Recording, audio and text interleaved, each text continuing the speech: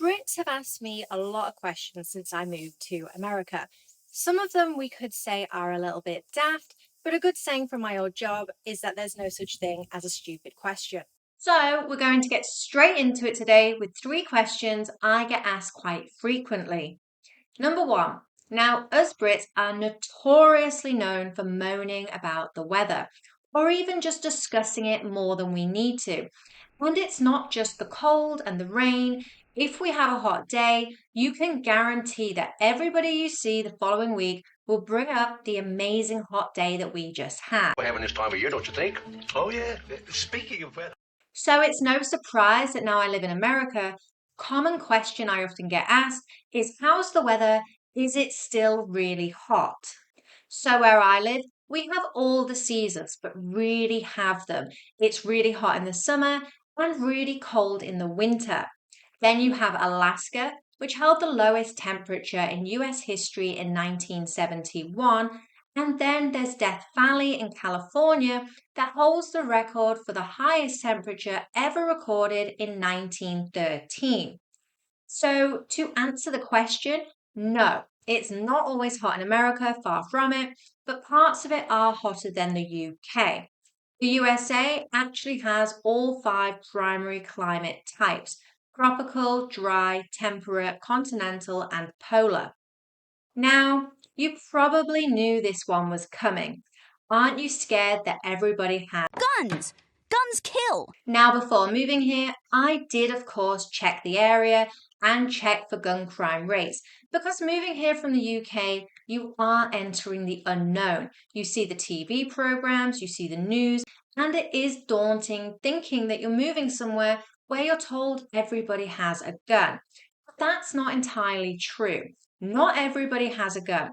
There are still laws, given they're not always followed, and this can be a touchy subject. But if we look at the root of it, many Brits don't actually know the full ins and outs of America's amendments or why they have them. So, to put it basically, the Second Amendment is part of the Bill of Rights, the first 10 amendments to the US Constitution.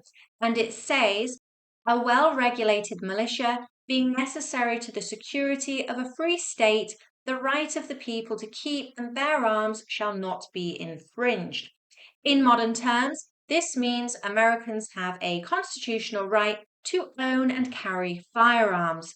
The Bill of Rights were officially ratified in 1791, but to understand the context to this, you have to imagine America in the late 1700s. America had just fought the American Revolution against Britain. They were terrified of any government becoming too powerful again. Allowing citizens to have weapons was seen as a way to protect themselves from an oppressive government and ensure people could resist if the government turned tyrannical. And at the time, the US had no large standing army. Most defense relied on local militias. The founders just believed that an armed population was essential for national security. But not only that, people relied on firearms for self defense, protection against wildlife, and for hunting. So, a common follow up to this question is okay, that's great, but why does America still keep the Second Amendment today?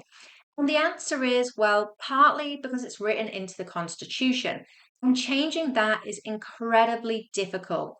But it's also cultural.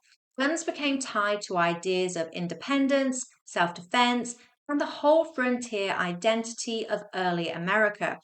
Add in strong political groups that protect gun rights, and a major Supreme Court ruling in 2008 that confirmed it as an individual right. And you get a country where the Second Amendment isn't just law, it's something many Americans see as part of who they are. I get that a lot of people don't like it, nor do they agree with it. But as it stands, it is what it is. If it makes you feel any better, I've lived here for 18 months now. I've visited 20 states. The only guns I've seen were in Walmart and the big store called Sportsman's Warehouse. So after living here, I can confidently report back to the UK. No, not everybody in all of America walks around with a gun physically on show like we're in a cowboy western movie. Now, That's not me saying people don't do it, because they do. Open carry is still policy in most states. I just haven't personally seen it.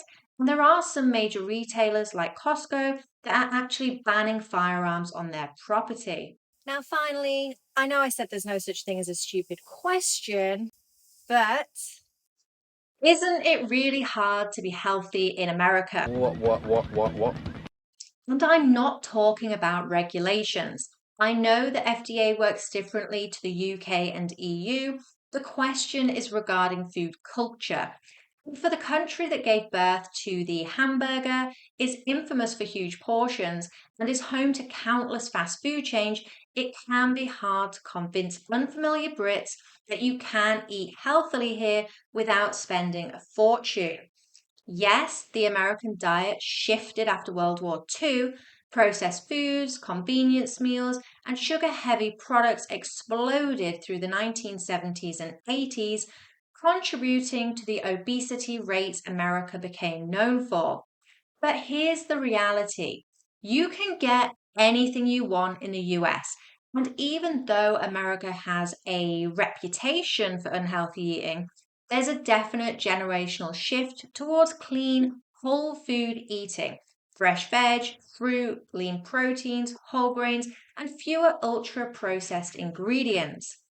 Even in suburban Pennsylvania, we have sushi bars, vitality bowls, acai bowls, and we've seen the same type of thing everywhere that we've traveled. So at home, we also cook a lot, and so do our friends. And you can eat really well here on a modest budget. People often say it's too expensive to eat healthily in America. I honestly disagree. I can make homemade soup with fresh ingredients for under $15, and it lasts my family of three at least three full meals. Another example is my homemade chicken stew.